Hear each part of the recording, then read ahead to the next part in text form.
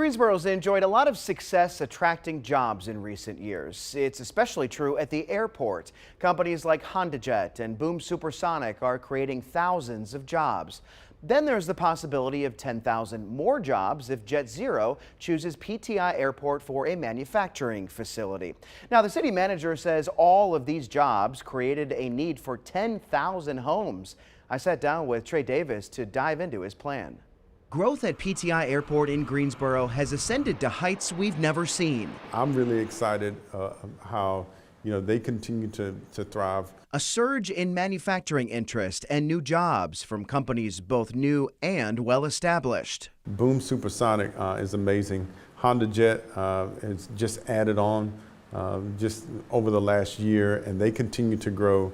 Those jobs are tremendously important. Also just as important for Greensboro City Manager Trey Davis, places to live for all the workers who will eventually fill these jobs, 2,400 for Boom alone. With all of this growth, also growth in our neighboring communities, that there is a significant housing demand. He has the data to back it up. A recent Carolina Corps and Boeing Institute study showed eye-opening results. We need more than 32,000 housing units in the Guilford County area over the next 5 years. The supersonic growth inspired him and his team to start an initiative called the Road to 10,000.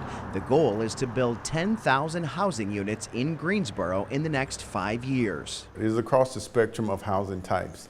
Yes, we do need affordable housing units, but we also need market rate and that missing middle, which means that we need different housing types in our community.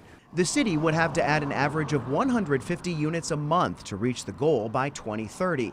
It even put together an online ticker of sorts showing the progress in real time.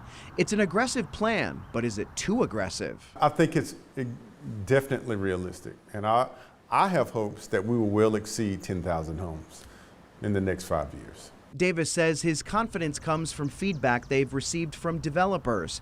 He also says streamlining the development process and taking a proactive approach will help. I think we can be proactive and look at existing land that we have here and be proactive so that we can, in that builder developer world, create opportunities where sites are shovel ready. So where would all this development occur? It sounds like just about everywhere. All of Greensboro needs housing units. We specifically want to make sure that we address housing in areas where we're seeing growth. Besides the airport area, Davis also pointed out the south side toward the Toyota plant and East Greensboro. I'm looking 10, 15, 20 years down the road and what we want Greensboro to look like. The road to 10,000 is just one part of how we want to make sure we shape Greensboro for the future. A future that's already soaring to new heights. This is the first story in a new series I'm excited to launch. It's called Cleared to Grow. Each week I'll dive into how growth at the airport is impacting other areas of our lives, paving the way for development everywhere.